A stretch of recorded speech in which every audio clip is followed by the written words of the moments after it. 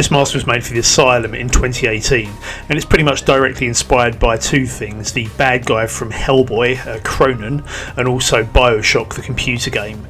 I sort of had that game in mind when I was making it, and I was trying to make something that would fit directly into the setting, so if you sort of picked it up, put it directly in the middle of the computer game, it wouldn't look out of place. I'd also recently discovered these things, which are called NeoPixel rings, and I suspect the manufacturers maybe had steampunk in mind, because these are made at 50mm, which is exactly the right size for a pair of goggles, so I had to put some in some eyepieces or some goggles or something like that. So those are the elements that I had in mind when I was putting this together.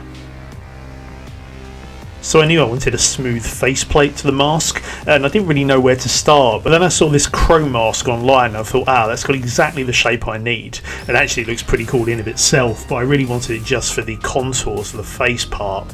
So what I did was to get one and start building on top of it. So the first thing I needed to do was to make some holders for the NeoPixel rings. So I made these on my lathe and cut something to the right shape. What I then did is to make a mould of that piece so I can have multiple copies. So once I had my mould, I was able to mix up some resin and then cast up multiple copies. Also made a few other pieces for the mask as well, some round pieces to go over the ears and a few other elements as well.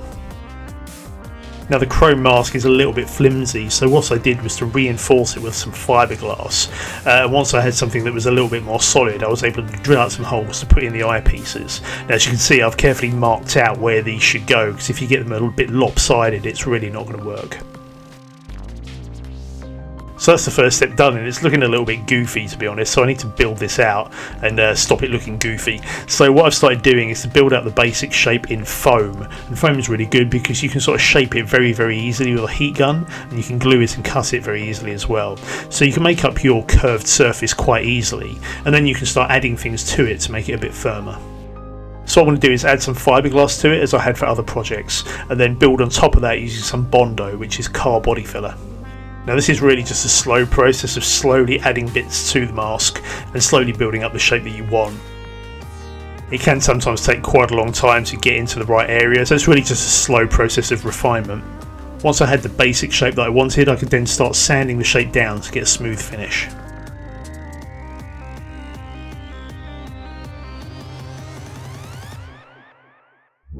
Adding undercoat allows you to see where the imperfections are, then you can come back in again, add some more filler, and just keep going until you get into a position that you're happy with. So once I had the shape I wanted, I then needed to make a mould. This isn't the final mask, this is just a template, so I'm going to make a mould and then I can cast up as many copies as I like. So in order to do that, I've built a foam board surround around the mask. So this is to allow me to pour silicone over the mask, and it stops the silicone dripping off the sides. So what I can do is just slowly rotate the mask whilst pouring silicone onto it. The silicone will flow over the surface and capture the detail that I need. And the final stage to this is to make a fiberglass jacket. When you take the mould off the piece, it's going to be very floppy and won't retain its shape. So you need a hard case to hold the silicone in shape. Right, so now that I have my mould, I can now come in with some more fiberglass and actually start casting up some copies. So fiberglass consists of resin and glass fibre, and what you do is laminate the glass fibre with the resin dries and binds it all together. So that allows you to make some very thin but very rigid shapes, which is perfect for masks.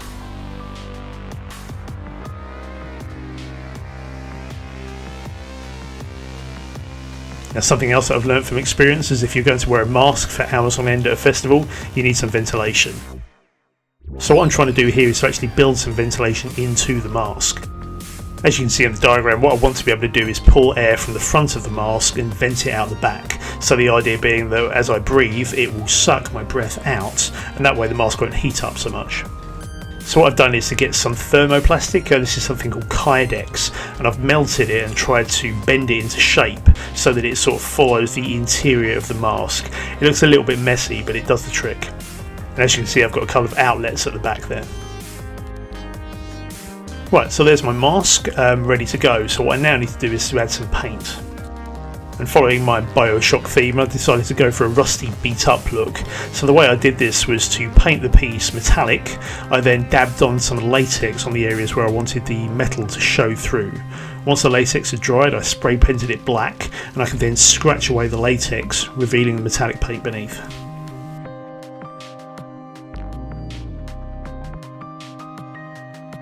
Now, turning my attention to the costume as a whole, I wanted to have some stuff on my back, sort of inspired by Bioshock as well. You often see characters walking around with like pressure vessels on their back, so I needed a large valve to put on top of the canisters I was going to use. I couldn't find one the right shape, so I decided to make my own. So what this is a large piece of piercing jewellery that I've added some brass tube to and a centrepiece. I've then made a mould, and that's allowed me to cast up as many copies as I need.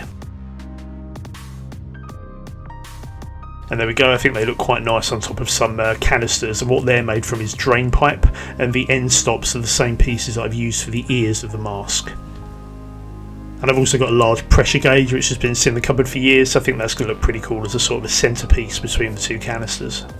I wanted to get away from using straps to attach things to my back, so what I came up with was having a thin piece of wood on the inside of my waistcoat, and that's just screwed to the back of the pressure gauge with a few wood screws, and that actually worked quite well in holding the canisters on my back. They didn't move once, so that was quite an effective solution. So there we go, one Bioshock inspired costume. And this was a little bit perilous to wear at the asylum because the problem with covering your face is it often restricts your peripheral vision, and so I was getting really worried about wearing this in the market square. I was worried I might accidentally tread on someone or something like that. So for that reason I only really wore this in the castle grounds where it was a little bit safer. But nevertheless, as I'm sure we've all learned, you sort of do need to suffer for your art a little bit, so it was good fun wearing this. So anyway, I hope that was interesting. Thanks for watching, and I'll see you at the asylum.